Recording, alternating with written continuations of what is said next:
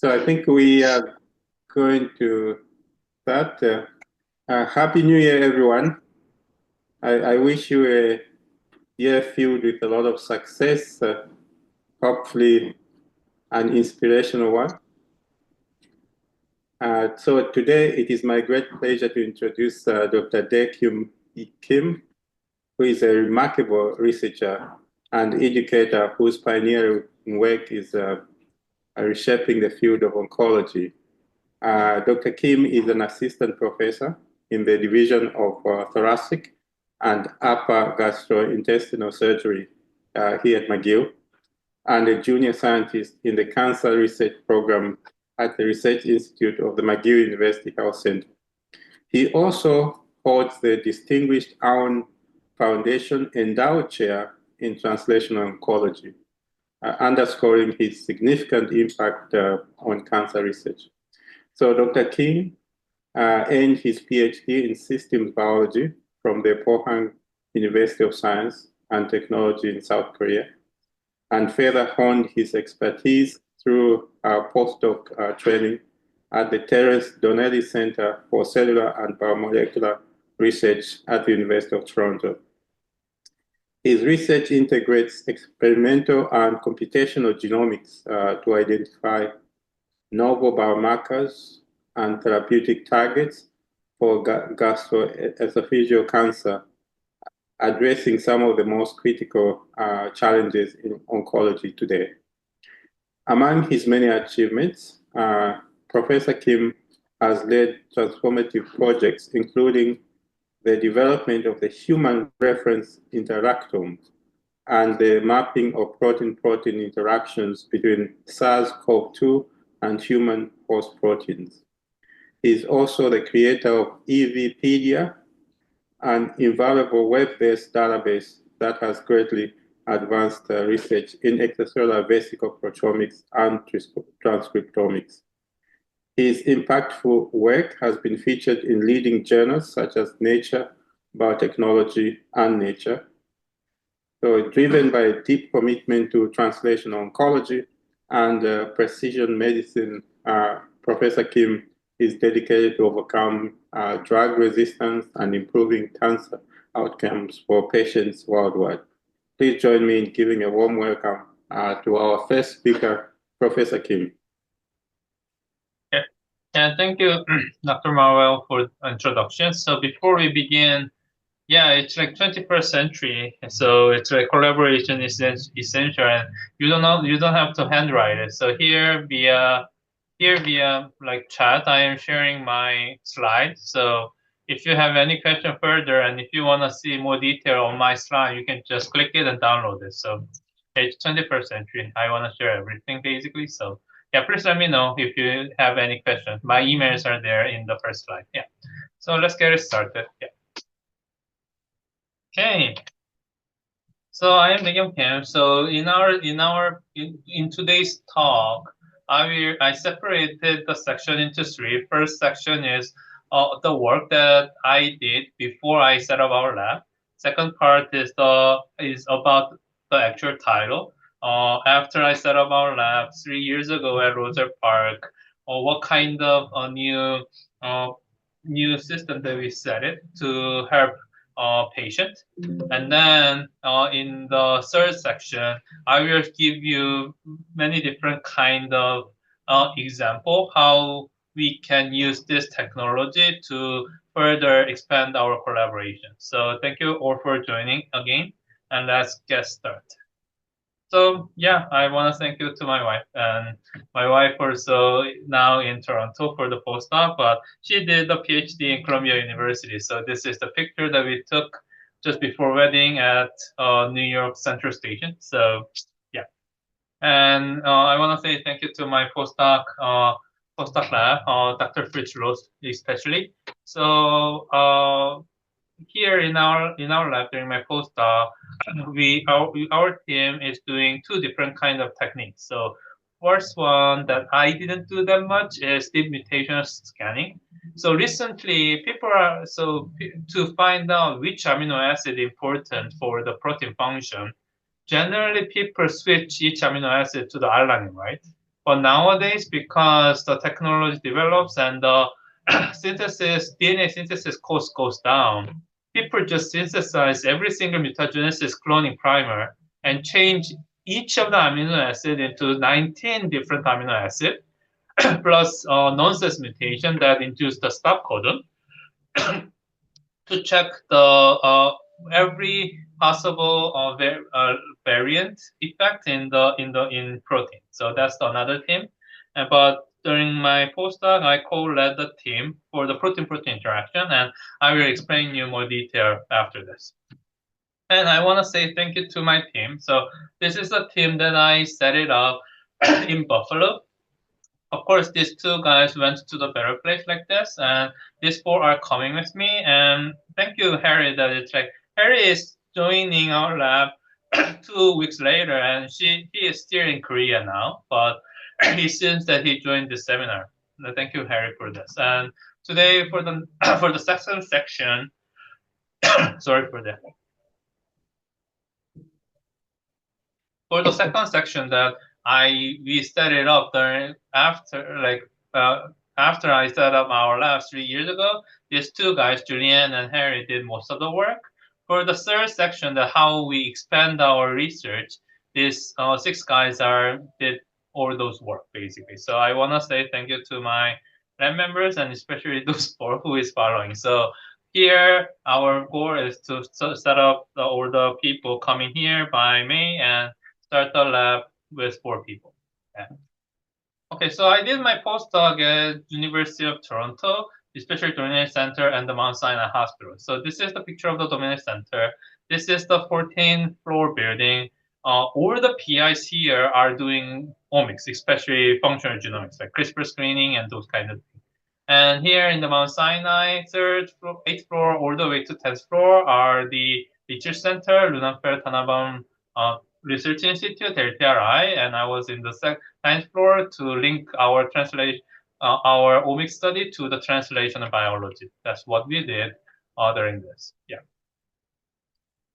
Okay, so after doing that, we went to the Roselle Park. Roselle Park is affiliated hospital of the State University of New York. And it is in Buffalo, and we all know that we have Niagara Falls there in Buffalo.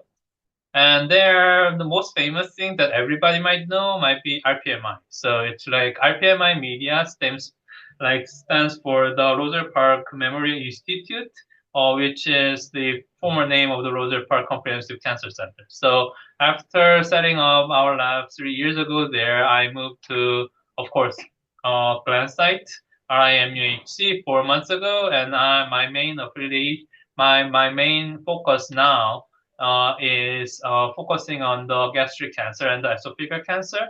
But further in this division of thoracic surgery, we cover the breast cancer and the lung cancer. So we are focusing on these 4: gastric, esophageal, breast, and lung cancer in this new site, basically. So this is a career path, and I will just introduce briefly about my scientific path, basically. So my career, throughout my career, I want to develop the new high throughput screening method to solve the specific problem.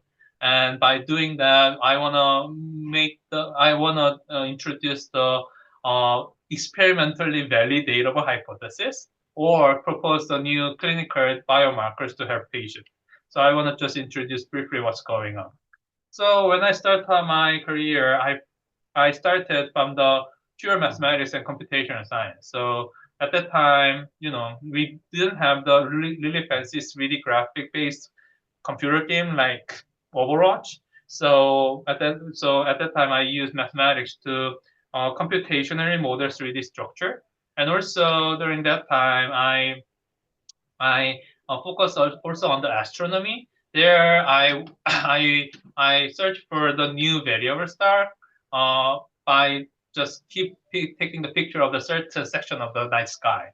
Actually, this is more like a computational science, not the astronomy, because after you set up the telescope, it just rotates throughout from the east to west as the time goes, and it tracks the star. But the problem of the telescope is that it is not perfect. So for each of the picture that we took, the position of the star is moving a little bit because, you know, yeah, the calibration is not perfect. So here, what I did is that I wrote the code to align each of the star and just choose random 2 star as a control and compare the possible variable stars brightness randomly and to find a new variable star. That's what I did. But what happened is the 2003 Human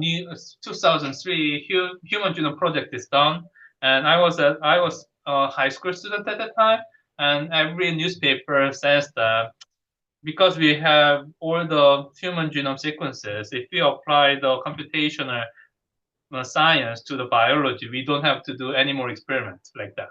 Of course, we all know that it is bullshit, but I was the naive high school student, so I was motivated, so I moved to the biology department for my undergrad and developed a new tool to compare 2 protein coding sequences, because at the time we even didn't have the BLAST tool everyone used from the NCBI. And after that, after undergrad, I really don't want to stay in front of my computer all day. So I moved one step forward finally to the wet lab thing and identify the components of the extracellular vesicle, especially from the stem cell. So what we find as a phenotype here is that if you treat the liver with the stem cell derived extracellular vesicle, it speeds up the liver regeneration. So what I did is that I gathered all the patient sample or the mouse sample before and after the liver damage like this, and overlaid its data on top of the extracellular vesicle component that I found on the stem cell, and find that with all this 10 public database and our list of the proteins in extracellular vesicle, this HGS is the only overlap, and we hypothesize that this is the super important cargo for the liver damage regeneration, basically, and we showed that by experiment. Furthermore, as Dr. Mauer introduced me, I developed a new database called EVpedia, which is most of the people are still using it who is in the extracellular vesicle field.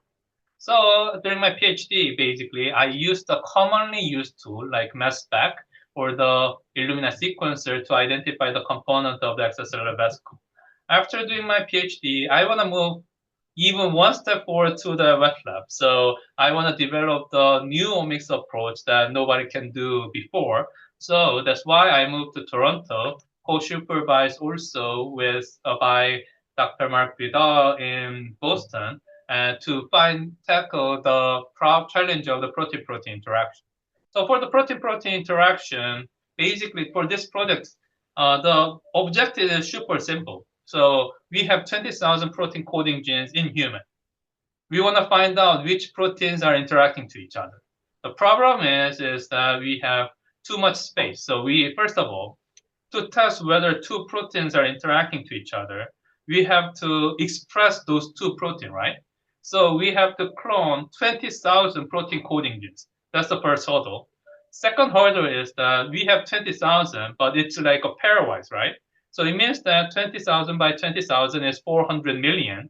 So we have 400 million protein pairs that we have to test, basically. So these 2 are the biggest hurdle for us. So the first hurdle to clone it. So before we started, we have to clone every single protein coding gene.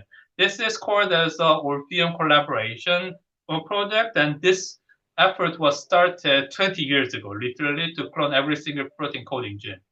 The problem for this effort is that we cannot use the conventional enzyme-based, like restriction enzyme-based cloning to clone every single protein coding gene. So for example, this is how it works. I heard that the students are coming, so I will introduce a little bit about the cloning. So to clone the gene into the vector, we have to link this 5' part and the 3' part to the backbone. To do that, we have to cut it. So we generally use something called restriction enzyme. So this is one of the example of the restriction enzyme. As you can see in here, this 10 base pair is the recognition site that this restriction enzyme cuts. And this is super short, it's 10 base pair. So when you design the PCR primer for the specific gene, yeah, people say that we have to design at least 20 base pair, right? That's because 10 base pair is too short, and what it happens is that 25% of the whole protein coding genes has this restriction enzyme recognition site in the middle of the gene. So instead of cutting here, they cut here basically in the middle, so we cannot use it.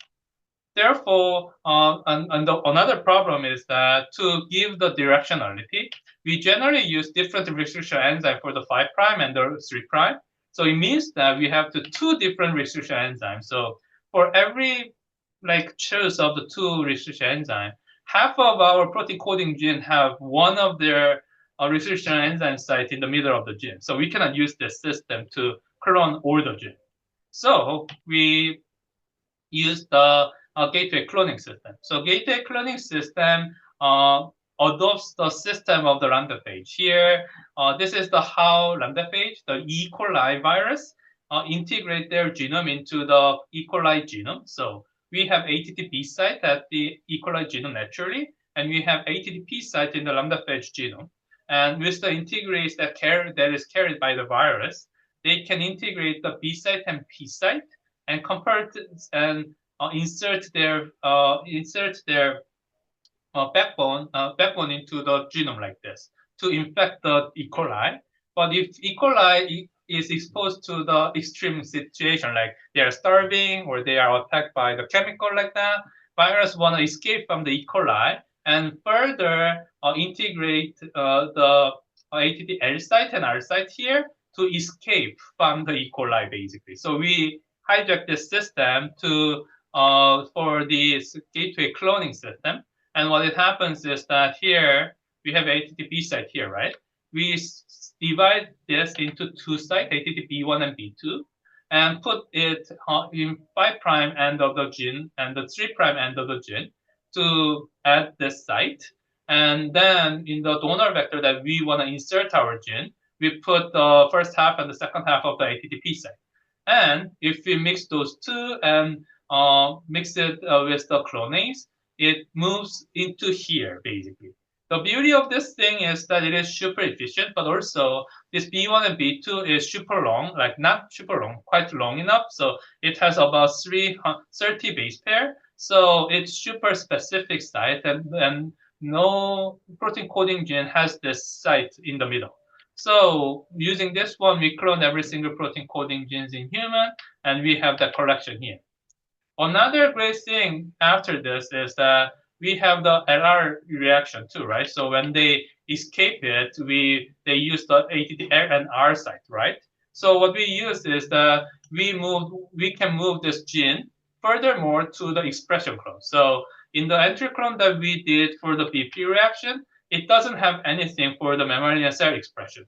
So we used to move this further to the destination vector that has the promoter or the specific site that is required for the mammalian cell expression. We move one step forward using the LR reaction. And then using this expression vector, we have all this kind of tags and the promoters that is required for the mammalian cell expression so that we can express. So yeah, we solved the first problem. And also another beauty of this system is that it is already here at gland site. So how it is organized is that each E. coli glycerol stock is deposited in each well of the 3A4F format. So we have 60 plates of this to cover 20,000 protein coding gene clones. So they are not poor. They are single colony like this. So for example, if you did some kind of omics approach like single cell RNA sequencing and find some kind of list of the genes that looks super promising for your own biology, let's assume that you have 100 genes. Then instead of doing one by one for cloning, what you can ask us is that, can you share this 100 clones from your collection? Then what it happens is that we put this plate into this robot, And this robot has this kind of metal tip to colony pick each of the wear and move to the new 96 rep rate or 384 rep rate. So instead of doing one by one, you can ask us to, you can collaborate with us and just do the 100 candidate follow-up right away. So that's the most common way to collaborate between, from my side. So we solved the first challenge, clone every single protein coding genes in human. So we have to do the protein-protein interaction screening. So we use the East-2 hybrid. So what happens in the East-2 hybrid system is that we split the transcription factor into two domains, DNA binding domain and activation domain. And we linked it with the protein X and Y, which we want to test whether they are interacting or not. Only if they are interacting, DB and AD domain can be in the proximal region to act as a full transcription factor so that it can bind to the promoter and also recruit the RNA polymerase like this. So in our specific system of the yeast, our yeast cannot grow without histidine. So this region is our reporter. So here in the first row, on the AD side, vector means that we didn't put anything. There is no protein linked. So it means that AD and DB will not interact, right? So our yeast, as you can see, without histidine, it cannot grow. Only with histidine, it can grow. If you put the CAR4 in the AD side, then it is known to be interact with the DDB1. Because they are interacting, as I mentioned, histidine is overexpressing. So yeah, we can grow the yeast without histidine. Basically, we did this we did this for 4 billion times, basically, to make the long story short, because we have 20,000 protein coding gene. We have 400 million pairs to test it, but if you only test once, nobody believes it. So we tested each of them 10 times, so it's like 4 billion times of this one. Of course, we didn't do it with our hands, of course. We used our robot and take the image of all those and then use the AI to core the colony, popping up or not, and define the network. And we proposed a new network, HubGen, CRNS1A, whose interaction exists only in the normal control, but it collapsed in the lung cancer case, basically. So reading this one, it went to Nature paper, and also I got the Banting postdoc scholarship. So especially for the student, if you are trying the CIHR or Banting, I have the example that is awarded. So if you want that example, please just email me. I am happy to share these. Okay, the problem is that, as I mentioned, 4 billion pair cost us to spend $10 million for this, only for this project. So we cannot do this again and again. It's crazy amount of work and the effort, right? So we want to change this colony calling system to the next generation sequencing problem.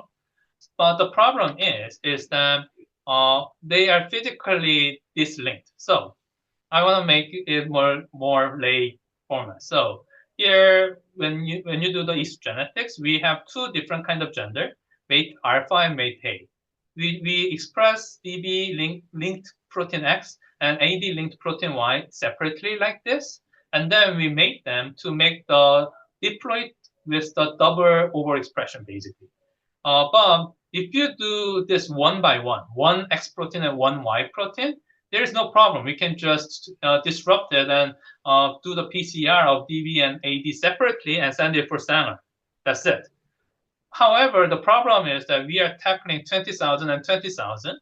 So to do the PCR, you have to disrupt this yeast, right? However, as soon as you disrupt this yeast, this DB and AD plasmid will be mixed with 400 million different kind of pair information. And we are losing this pair information for the PCR. So we need a smarter way to link those two plasmids physically. So what we did is that we used the DNA barcode. So what we did is that we inserted 25 base pair specific barcode for the AD protein, DB linked protein and AD linked protein.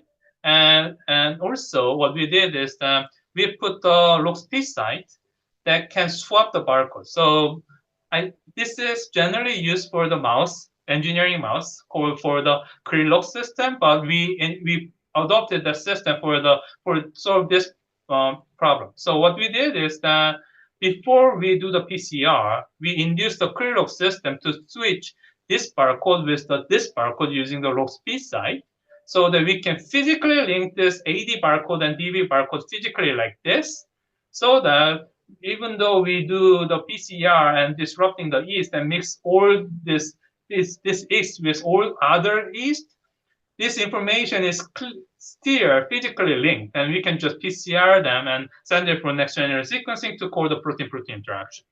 So using this one, we screen for 31 different kind of condition for the yeast protein coding gene, and we built a new hypothesis based on our screening. So to make the long story short, in our screening, we find that URA7 homodimerization is diminished, like down-regulated, if we feed yeast with the ethanol instead of glucose. And we did the paired phosphoproteomics and RNA sequencing to find why.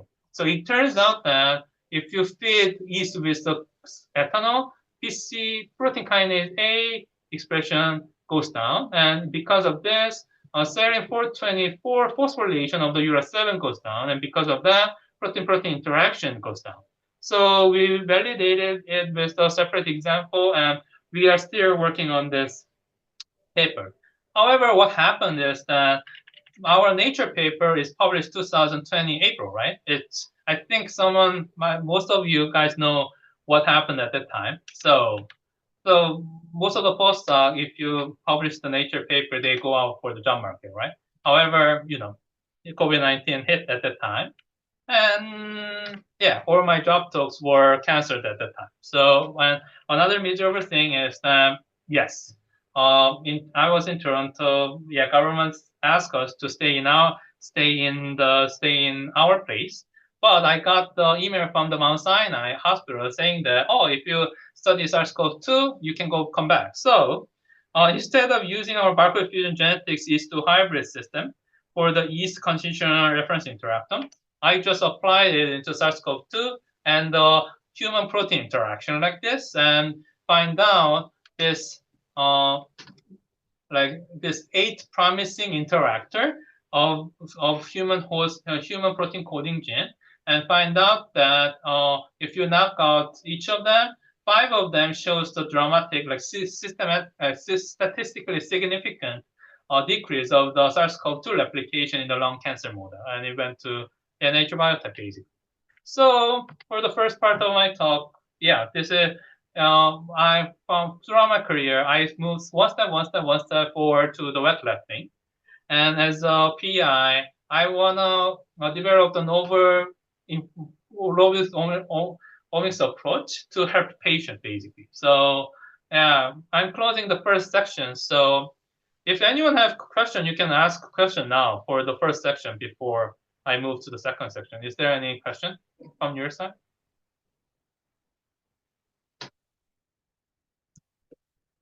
Okay, so I think I can continue. So yeah, let's develop the new thing in our new lab. So basically what we are doing is that we are doing something called functional genomics. Functional genomics is often called as a reverse genetics. In this forward genetics that everybody does recently is that they start from the phenotype. So for example, let's assume that we have patient cohort that shows the response to the drug or resistance to the drug. And we separate these 2 patient cohort and let's assume that we do a lot of RNA sequencing. After that, we define the biomarker that is upregulated or downregulated only for the drug non-responders, and then further study about this. There are 2 main challenges for this forward approach. First one is that it's really hard to find a rare overexpression marker. Nowadays it's the era of precision medicine. We know that many of the patients don't know why this cancer pops up, and they have their own reason why they have this cancer, right? However, for this approach, it's really hard to call why they are having cancer or not responding to cancer, because to core the biomarker, you need the number of patients that shows the same gene regulation, basically. So that's the first challenge. Second challenge for this is that even though you find the biomarker that is commonly regulated, it takes a lot of time to do this. So generally, if the faculty member do this kind of omics approach, and if they find a really promising target, generally it is given to PhD students or the postdoc, right? And nowadays it takes 4 to 5 years for them to finish their project. And you know, for the cancer patient, 4 or 5 years is super long time for them to wait. So we need some kind of way to coming from the reverse. So this is what we are doing here. So instead of starting from the phenotype, we start from the gene. During my postdoc, I clone every single protein coding genes in human. So using this one, we overexpress the gene one by one in the single cell to cover most of the 20,000 protein coding gene, and expose this cell to the certain biology like drug resistant to find out which gene overexpression can induce the drug resistance in the cell model. And then as soon as the patient comes in, we compare this map with the patient to find out which one might be the real driver. So this is basically what we are doing. And after we do that, what we want to do after that is to find this kind of thing. So if you treat the cancer with the conventional chemotherapy, and if that cancer has the activated mTOR signaling, it becomes resistant. However, if you treat that cancer with the mTOR inhibitor like rapamycin, with the chemotherapy, you can overcome the resistance to the chemotherapy. So here, mTOR signaling is super famous one. So they can do it because of the previous knowledge. But for us, we are doing this for all the 20,000 protein coding gene. That's the main concept. So this is the blueprint of our lab, basically. So in our AIM-1, we set up the new system for gene overexpression. In the AIM-2, we found the gene whose overexpression can induce the anti-cancer drug resistance. And we treat that anti-cancer drug with the another drug that inhibits the function of the gene A, and check that whether it shows the synergistic effect or not, basically. So this is what we are doing.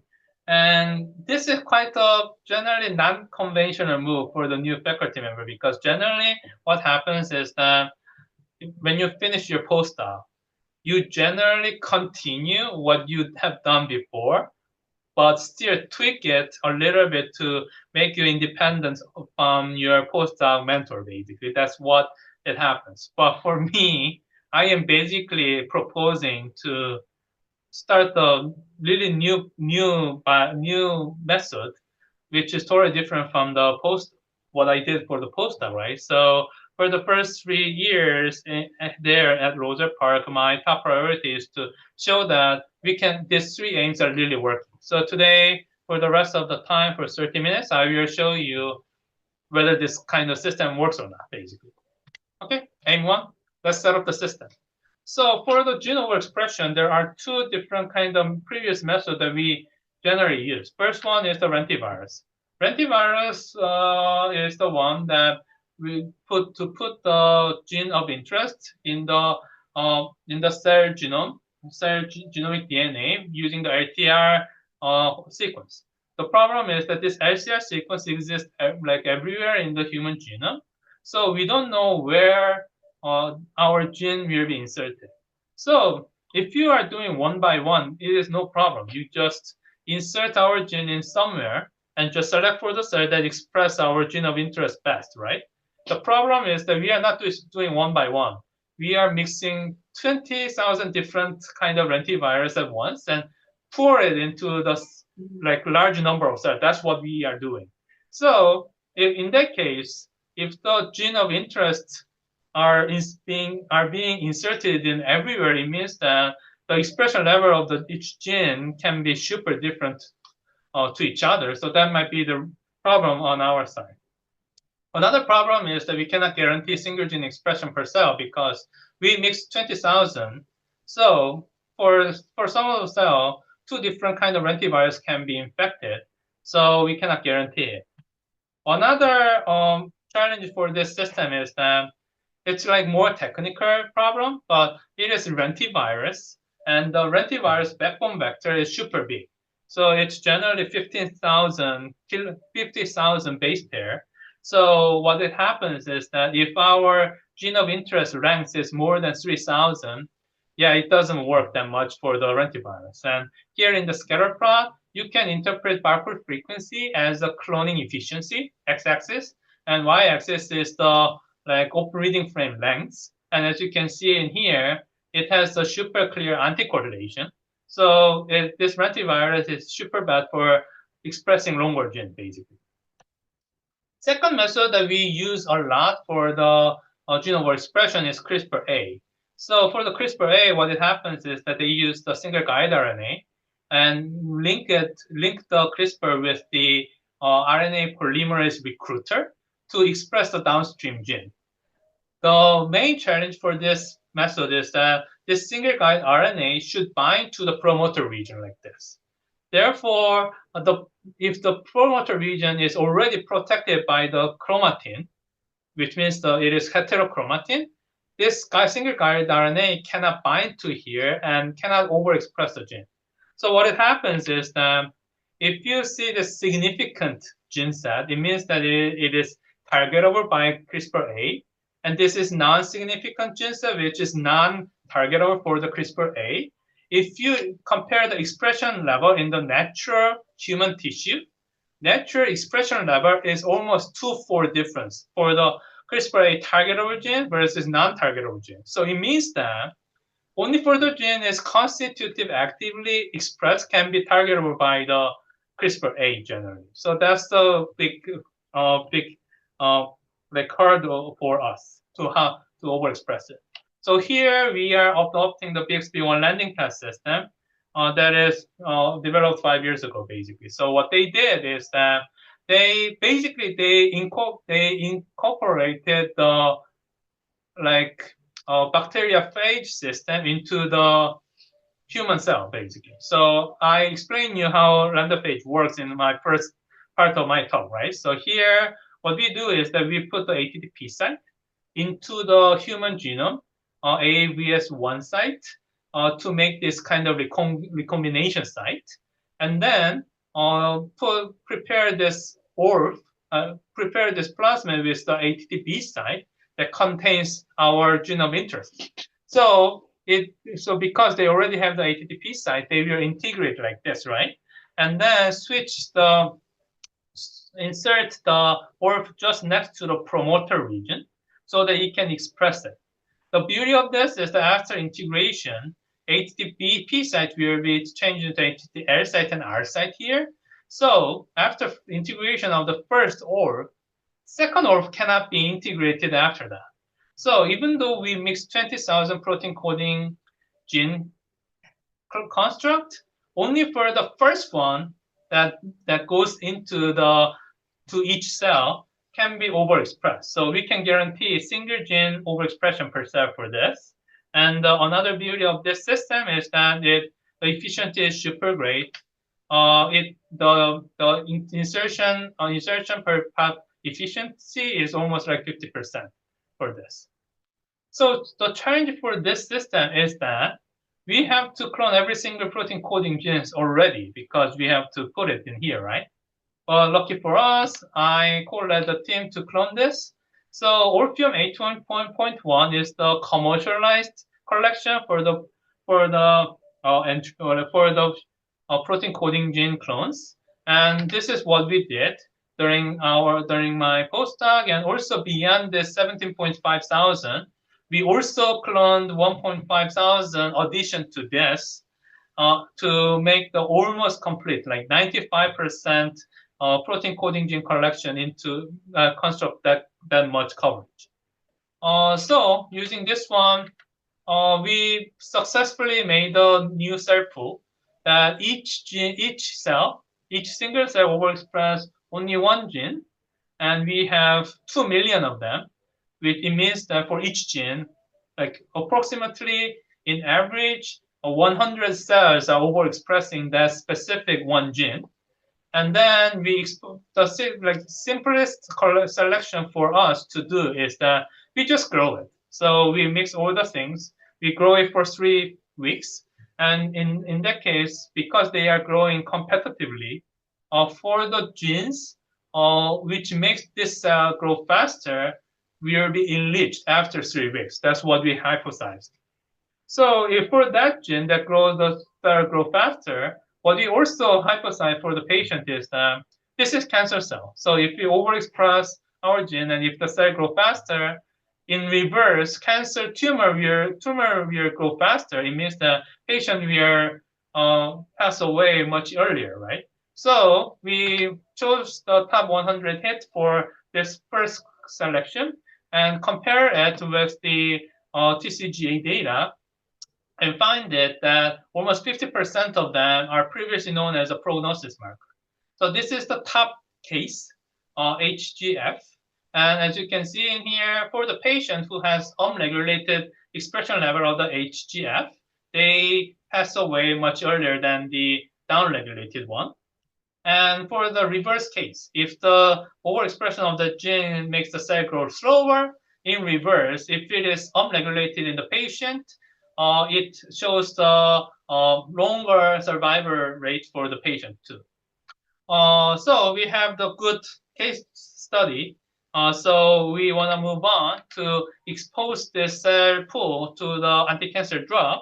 And here at Rosa Park, we first focus on this on 16 different kinds of cytotoxic drug. Especially, we focus on the 6th drug, which is DNA analog drug. And because we have the really good collaborator just next to our lab, Dr. Bakin, he is there at Rosa Park.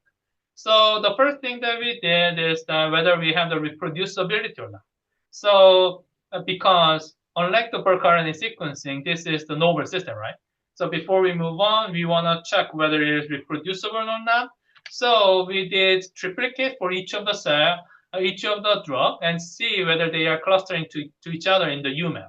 So as you can see in here, each center color is each of the gene, and you have 3 distinct dots are clustering to each other, right? So it means that these are the triplicate for each of the drug, and they are clustering to each other. Another beauty of this screening is that with respect to the mechanism of action, they are clustering too. So here, for the red one here, this is anti-metabolite DNA analog drug, and red ones are clustering to each other like here, and purple one, which is the DNA strand break reagent, they are clustering here like this. So we showed successfully that it can reproduce it. So for the case study, we categorize all the protein coding gene collection into 5 different kind of category. Here we don't have time, so I will focus on the core gene. So core gene is about 200. What it does is that no matter which one we overexpress it, it induces the cell line level drug resistance for most of them. So what we hypothesize for this 200 is that not only for the chemotherapeutic drug, but for the orthogonal drug, orthogonal therapy, it will induce the drug resistance because it's just global one, right? So recently, we all know that immunotherapy is hot. So we contacted our collaborator at Mayo, who is studying gastric cancer for the immunotherapy, and got this spatial transcriptomic data before and after the immunotherapy, anti-PD-1, of course, and show that we shared 10 random candidates to them, and 9 of them shows the unregulated gene expression level after anti-PD-1, anti-cancer, anti-PD-1 immunotherapy. So we show that it is like global one. So we are just doing the case study after this, of course. So in the AIM3, we did the screening and we find the hit. So can we really propose the new combinatorial therapy? That's the AIM3. So we want to test it whether we can do that. So what we did is that we built the drug response, drug resistant profile similarity network. What this network means simply is that each of the dots represents gene. If these genes are close to each other, it means that they are responding to the same drug in the same way. So for example, for this area here, we find that these are the genes that induce the resistance only to the DNA analog drug. And we find that in this one, we find BCL2 related genes are enriched in this region like this. So what we hypothesize is that if we treat the DNA analog drug with the BCL2 inhibitor, it will show the synergistic drug effect. So this is what happens. So here in the y-axis, you see the cell viability. One is no cell dies. And here, TFT is the DNA analog drug, and the BCL2 inhibitor, we use the navitoclax here. But this concentration of the BCL2 inhibitor, they do nothing for the cell viability at all. However, even though they do nothing for this, if we mix it with the DNA analog drug that we use for the screening, it decreases the cell viability like this. So black one is non-treated one, and as we increase the concentration of the BCL2 inhibitor, cell viability goes down. Only for the pancreatic cancer line, not for the epithelial cell line control like this. So this is the beauty of the recombinatorial therapy. It induced the specific reaction only to the cancer cell and protecting the normal cell. That's the one thing. Another great thing is that you can lower the dosage, basically. So what happens actually at Roser Park is that our close clinician already started the clinical trial for the navitoclax to the colon cancer at that time. The problem is that navitoclax is not super specific BCL2 inhibitor, but it's wide range BCL2 family protein inhibitor. So it shows a lot of side effects. So what he wanna rescue is that he wanna find some kind of drug pair which can reduce the BCL2 inhibitor dosage. And we propose this. So I am working on doing paperwork to start this combinatorial therapy clinical trial, basically.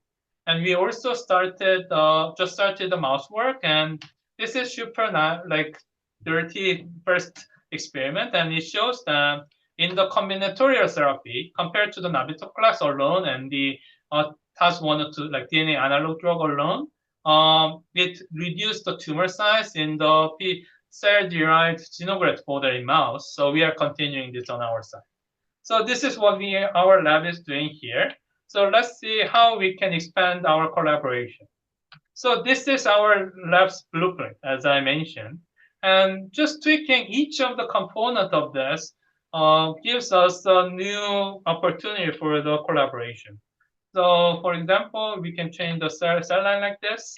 And for the cell line, what we can do is that what we did so far is that we mix the cell line with the lung cancer.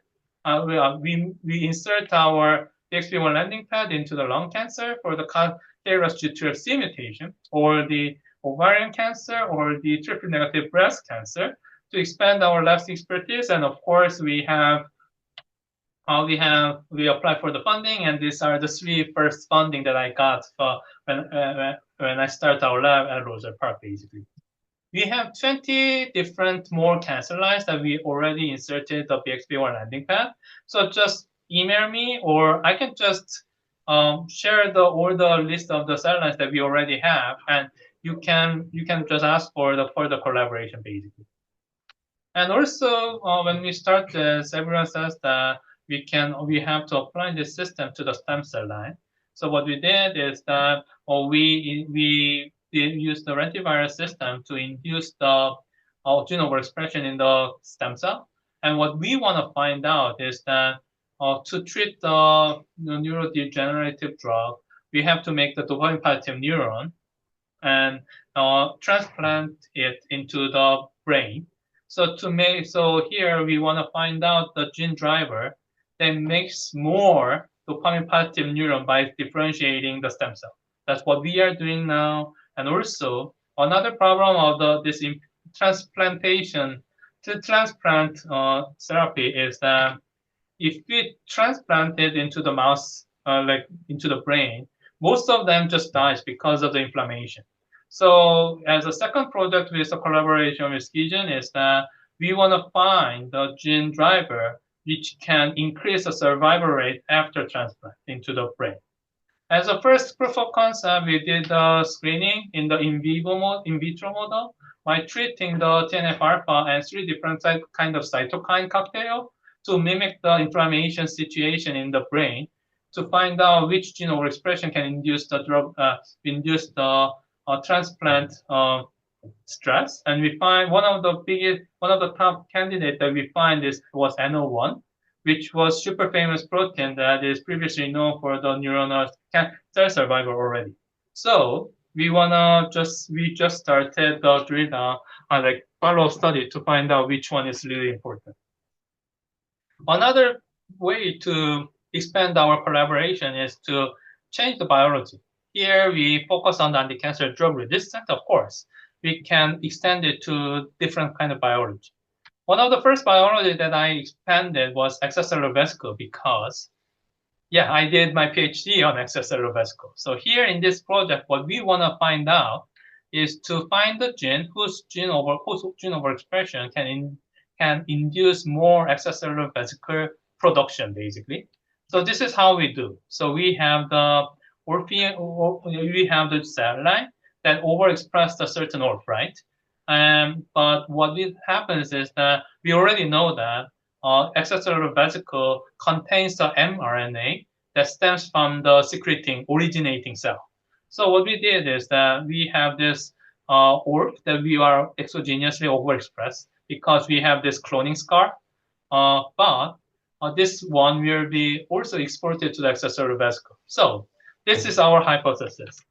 If this gene overexpression can make this cell to produce more extracellular vesicle, so that ORF can be detected more often in the extracellular vesicle. That's our hypothesis. So here we mix 20,000, we already have the cell pool, right? That express 20,000 protein coding gene, one single gene per cell, right? So amplifying this cellular mRNA and the EV mRNA, we find some certain genes whose overexpression can induce the extracellular vesicle biogenesis. And also we merge it back to the transcription factor and the promoter interaction. So here, what we do is that we have the cell pool again. What we do is that we transfected our cell pool with the TED by like Wnt signaling promoter. So TED is the most famous promoter for the Wnt signaling with the YAP-TEZ binding. So what we hypothesize is that if our gene that is overexpressed in our cell can regulate the binding of the transcription factor and the promoter region, it will change the downstream reporter. Here we use the GFP, and then we will have higher GFP level and lower GFP level. So what we did is that we sorted for the cell line that have higher GFP level and lower GFP level to find out the ORF that can regulate this reporter. And we found a new protein candidate called USP28, whose overexpression can induce the downstream gene for the Wnt signaling, and we can clearly see that this validated into one-to-one fashion. Another collaboration is to find the autophage related one. So for the autophage detection, like we used for the reporter, we have something called lyso tracker. For the lyso tracker, what it does is that it can stain the cell that has a higher autophage level, basically. So like what we did for the reporter assay, after we treat the anti-cancer drug, of course, a cancer cell starts the autophage, and you have the higher green fluorescence level like this. So what we do is that we have our cell system, right? We sort for the cell that has a higher green fluorescence level and lower green fluorescence level to find out the third-party protein which can regulate the autophage like this. And also, yet another biology that we are tackling there is that for the proof of concept, we use the HeLa cell, which is the cervical cancer. And lucky for us, we have the collaborator in the same building who is developing the CAR T-cell therapy for the ovarian cancer, and his target was the folate receptor. So lucky for us, HeLa is cervical cancer, so it also expressed the folate receptor too. So using his CAR T cell, we just treat them with our cells and find out the cell that can induce a resistance against the CAR T cell. And we also started our project to collaborate more for the gastric cancer, especially for the Claudin 18.2 target for the immunotherapy and the CAR T cell therapy. Last biology that we are targeting now is that we are also help our collaborator to find the B cell receptor. So, like for the immunotherapy, many people are using CAR T cell, which means a T cell, right? However, recently we are trying, many researchers are trying to use their B cell too. So if you prepare the B cell from the patient, yes, it's effective if you treat the new patient with that. The problem is that if you wanna make it clinically available and start the clinical trial, you have to find out the host protein, like human protein target that binds with the B cell receptor, like antibody that B cell produce. So using our collection, they give us the cloned antibody from the B cell, and then we treat ourselves with that antibody to find out which gene is actually the target of this antibody. That's what we are doing. Another collaboration tweak that we can do is that instead of using the human wild type protein coding gene collection, instead of doing that, we make the new collection. One of the collections that we already have is the cancer hotspot fusion gene collection. So with the collaboration with MD Anderson, especially with Dr. Sani there, we clone 1,000 cancer fusion gene based on our collection, and we find this really interesting phenotype of the phase separation. So before we make this fusion, for the wild type of the EMR4 and the ARC, even if we overexpress them, it doesn't show this speckle. But only if we overexpress them or overexpress after fusion, it shows this kind of speckle, like phase separation phenotype in cytoplasm, or for this case scenario, we see the speckle in the nucleus. So we are now doing follow-up why this kind of thing happens. And another collection that we are constructing is that this is the continual work of my postdoc work with collaboration with Mark Vidal and Fritz. We are building the 100,000 variant clone collection supported by NIH. So another last tweak that we can do for the collaboration is to use it for the clinical way. So for this one, of course, our lab is super hybrid lab, doing both with the wet lab and the dry lab.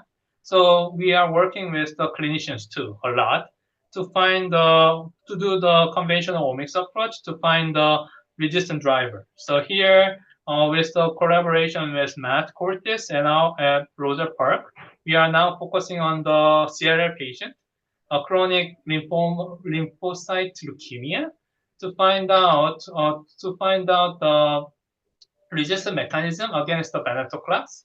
And we are doing this in the 4 genetics level with Matt, Dr. Cortis, but we are also moving backward from our system to overexpress the gene first, treat them with the venetoclax, and see which gene is really a driving factor for this. So last one that we are collaborating a lot is the pure bioinformatics. So of course we are doing both. So we can do this kind of new bioinformatics collaboration, of course. But for this approach, we want to do something that other people doesn't do, basically. So here I am showing you 3 different kind of example. One of the example that I want to introduce is this new technique called thermal orbit-trabastral. So when you do the proteomics using the mass spec, before the fractionation, generally number of proteins that you can study was 1,000. That's it. However, using the RNA sequencing, we already know that about half of the protein coding genes are being expressed. It means that even for the proteomics, you have to see 10,000 at once. Recently, this thermo-orbitrap Astra mass spec is developed, and its speed is 10 times faster than the previous one. So using this one, what we can do is that with the one-shot proteomics, we can identify 10,000 proteins at once, basically. So here, what we did is by collaboration with the UCSD, we applied this to some ambitious projects like doing the plasma proteomics with the Parkinson's disease. So what we did is that, we already know that it's super hard to do the liquid biopsy with the Parkinson's disease because it's happening in brain, and we have the really strict blood-brain barrier. So it's super hard to identify the convincing marker in the blood, right? However, here, unlike the previous method that only detects 1,000, we have 10,000 screening protein. So here, at the time point, so A, green one, means that the patient who was just diagnosed with the Parkinson's disease, and B means that after 2 to 7 years after diagnosis, and we can clearly differentiate this early stage Parkinson's disease and the late stage Parkinson's disease like this. So we use the previous one, and if you use the previous one that only identify 1,000, they are all mixed together, and we cannot differentiate. So using this one, yes, we are doing the follow-up. For this one, we find out that there are two main components that is super important. First one is the interval. So interval means that how much Parkinson's disease progress, right? That's the primary factor for this that we can find from this proteomics. But the second factor that we find is this one, drug treatment. So after diagnosis, we cannot just let people go away without treatment, right? We always have to treat them, and generally we treat them with the dopamine. So as the second important factor, we find that LEDD is the measure for the dopamine treatment, and we show that for the second component, we have the dopamine treatment level is important. So we are now identified about 400 protein markers. Half of them might be related to the Parkinson's disease progress, and half of them might be related to the dopamine treatment reaction. And we are now focusing doing the follow-up with this. Another great thing for you guys at McGill is that this orbitrap Astra is arriving here at Glenn site in March. So if you want to try this machine, you can try this from March, basically.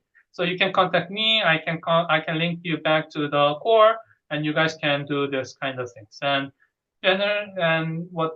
for the pricing, they says that it will be about 100 to 200, basically. So it is super affordable, even cheaper than the RNA sequencing, basically. Okay. And another conventional bioinformatics that we are doing is that we want to study about the cancer hotspot mutation. But generally, before we start this, people are just focusing on where this mutation pops up. So which amino acid popping up, but they don't focus that much on where it is mutated to. So for example, let's assume that we have alanine in the wild type protein. However, if it changes to the serine threonine tyrosine, we hypothesized that this MUHC amino acid can be further phosphorylated and make the MUSH2 domain interacting domain, basically. Or if this alanine is moving to the proline, and if you have another prolines nearby, it can make the proline leach domain, which makes SH3 domain can interact with this site. So what we did is that we gathered all the candidates and we synthesized the peptide that mimics like phosphorylation or the protein rich, and we used the domain array to find out what's going on. So we tried about like 20 or 30, and only 2 or 3 worked. And this is one of them worked. So for the ERBB, which is super famous mutation for the breast cancer hotspot mutation, and this phenylalanine goes to the tyrosine. And we synthesize the peptide with the phosphotyrosine, and we find that this new peptide are binding to the certain subset of the SH3 domain. So we are doing the follow-up after that. This is the last case study. So for the last case study for the new bioinformatics, what we are now trying to do is to find the tumor-specific synthetic lethal pair. So what we are trying to do is the synthetic lethality. So what it means is that synthetic lethal gene pair means that if you knock out one gene, it doesn't show any kind of cell viability effect. However, only if you knock out both of them, it shows the lethal phenotype, basically. This is quite fashionable now for the cancer biology, because if you find this kind of interaction, you can simply treat the cancer with the inhibitor for both of the gene A inhibitor and gene B inhibitor, and that combination will show the synergistic effect. What we are trying to do is that we want to try this with the single cell RNA sequencing or the spatial transcriptomics. So let's assume that this is spatial transcriptomics, and we have about like 10 tumor cell and another 10 normal cell.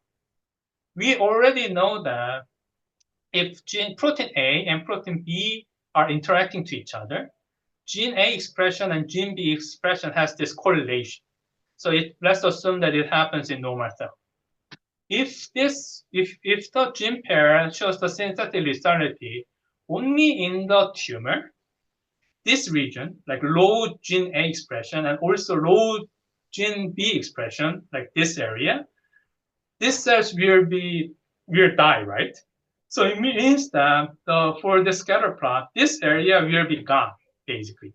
So it means that because this half of the data point will be gone, we will have the super low correlation only in the tumor. So this is our hypothesis.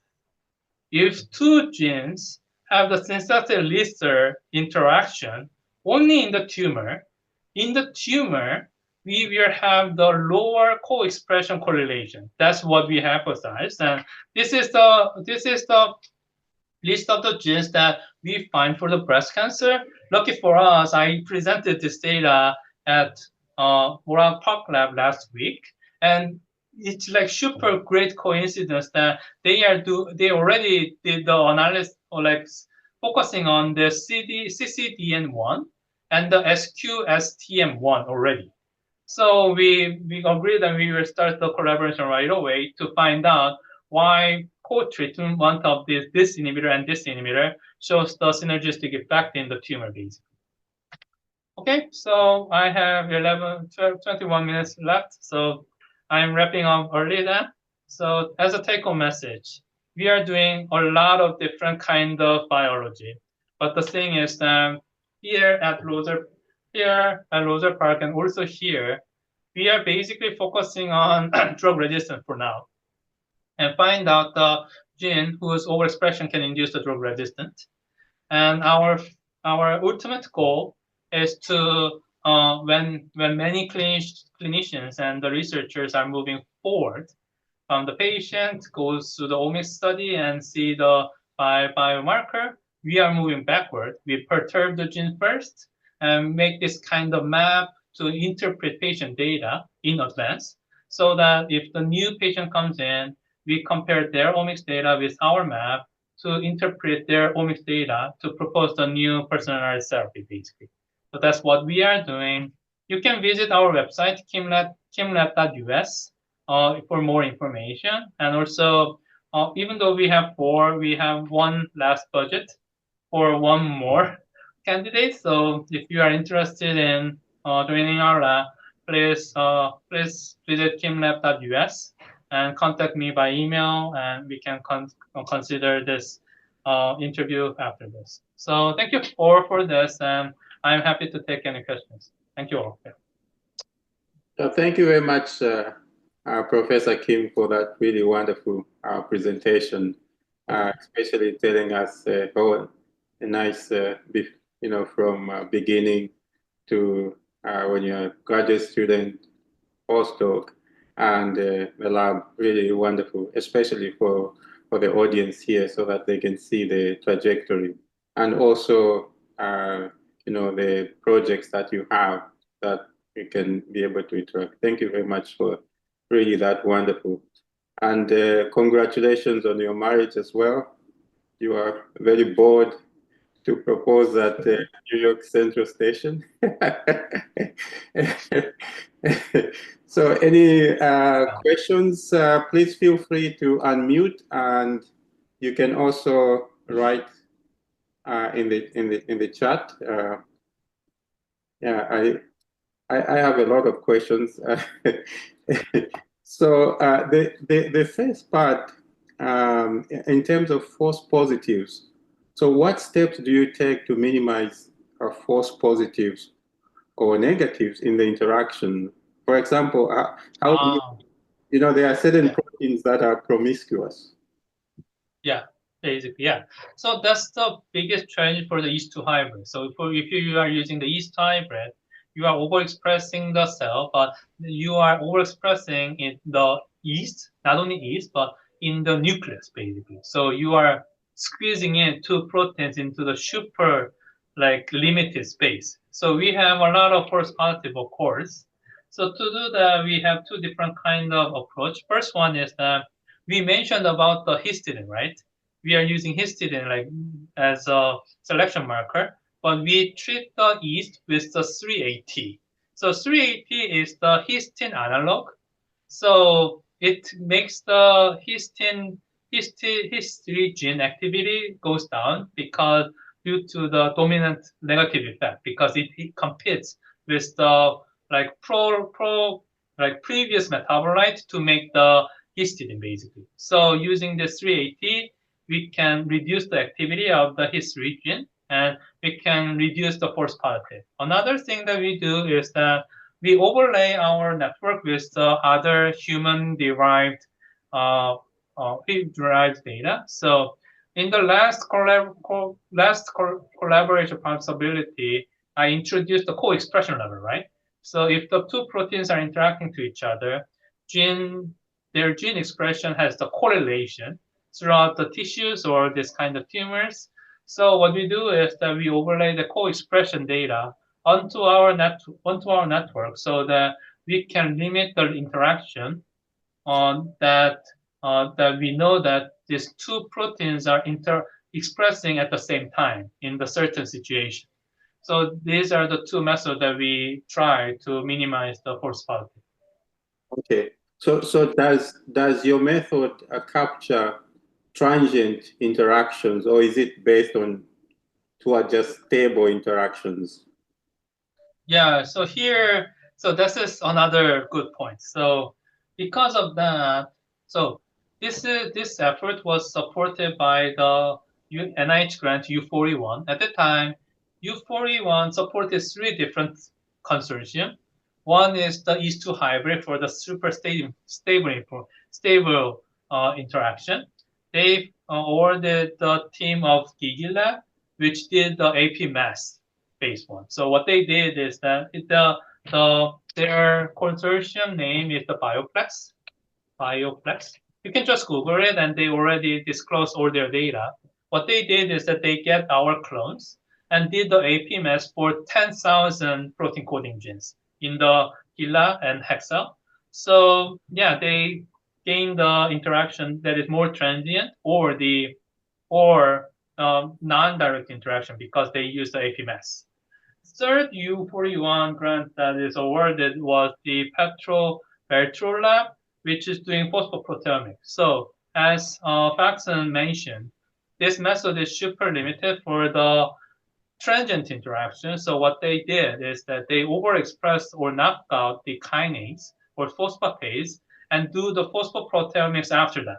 So using that, they can find the possible target of the kinase and the phosphatase using the conditional phosphoproteomics. So this really project is to cover all those different type of interactions that Faxon also mentioned. So if you're interested, just Google their names and you can just find it out right away. Yeah. Any questions? That's really great. Thank you very much. Any questions? Sure. I have a question. A couple of questions, actually. Yeah. Dr. Kim, once again, thank you for sharing all that information with us. Amazing data, amazing methodologies that you developed, and congratulations on a very fruitful career path. It looks like you're going to go very far with what you've done. So I just have a few questions on the technique. So in the protein coding, so the coding regions that you're investigating, or the proteins that you're investigating, I mean, many proteins have like variants, right? Truncations, splice variants, and so on. So are you restricted to just like the coding proteins that like don't have those variants, or is that included in your screening? And two, when you're doing that, well, the last question, well, the other question was related to your protein interaction studies, like with these two hybrid system. Not so much for the non-specific, but these two hybrid systems, they're more specific to soluble proteins. So I was wondering if you had any way of looking at, or you're interested also in looking at membrane-bound proteins, like whether there's interactions between any membrane-bound proteins as well. Okay, so for the first question, correlation beyond wild type. Yes, my postdoc mentor are doing that. It's like even for the wild type to clone everything, it took 20 years basically. So this is super challenging, but they already did that. So they already constructed the limited, but for the 40,000 alternative splicing variant, they have the collection. So if you contact me, I can share you the collection information, and I can ask postdoc mentor to share that too. And also, as I mentioned briefly, they just started to clone 100,000 Mendelian variants too. So for that one, they were funded 10 million only for that one too. So, but the thing is that, cloning is the super bottleneck. And if I want to do that, I will make our lab bankrupt right away within a month. Yeah, I think. So I will just leave this to the big guys basically. Yeah. So that's the one thing. The second thing is the membrane thing. So yes, it's super limited. Yes, for the membrane thing, it is super limited. So for that one, we are collaborating with the membrane protein guy. So here, because I didn't have time to cover it, I skipped it. But here, for the extracellular vesicle membrane protein, what we did is that to find the interactor of the membrane protein, we put the toxin here. So what it does is that because this membrane protein has the toxin here, if this membrane protein is interacting with the cell that we overexpress something, it will kill the cell, right? So using this one, we can core the membrane protein interaction using this one. So it is developed super recently, and it was published at Cell by my close friend. So at that time they didn't do this with the membrane protein. They used it for the ligand receptor information. And this further collaboration, we are targeting the membrane protein interaction. And you're right, because we are doing East to hybrid and we are overexpressing it in the East nucleus, our method is super bad at membrane proteins. But another good thing is that it is super bad at calling the interaction. But if in reverse case scenario, it means that it has a super limited sensitivity. It means that if you find any kind of membrane interaction in our E2 hybrid, it has a super high precision, right? So in the yeast to hybrid even, we have the super limited number of interaction that we can find between the membrane proteins and between the membrane protein and the extracellular protein. And we find that most of them, we have really limited number, but for them, we have the super high confidence. All of them can be like validatable in the mammalian cell model. So yeah, as a return. We have limited number, but it is super likely. So you can just search for that. Yeah. Because I have experience with G protein couple receptors, and those one of the most abundant receptors in the cells. Yeah, so it'd be interesting to see any changes with them as well. Yeah. Perfect. Thank you. So, thank you. Yeah, it's so related to Mike's question. Many human protein interactions, they depend on post-translational modifications. So how does the yeast-based system account for these modifications? Yeah, so that's another good question. So because our system is dependent on the yeast, it's super hard to core that in the human one. So I mentioned as a second project of my postdoc, I mentioned briefly about the conditional yeast reference interactor, right? So that's why when we core the conditional protein interaction based on the PTM, for example, we put the DNA damage on top of the yeast and shows the specific, like identify the specific protein-protein interaction only with DNA damage, and we find the convincing example too. So yes, the limitation for this yeast to hybrid is that we have to focus on the yeast protein. Yeah, for the protein, for the human protein, I think that for now, we have to stick onto the AP mass, basically. So for us, we are focusing for that one.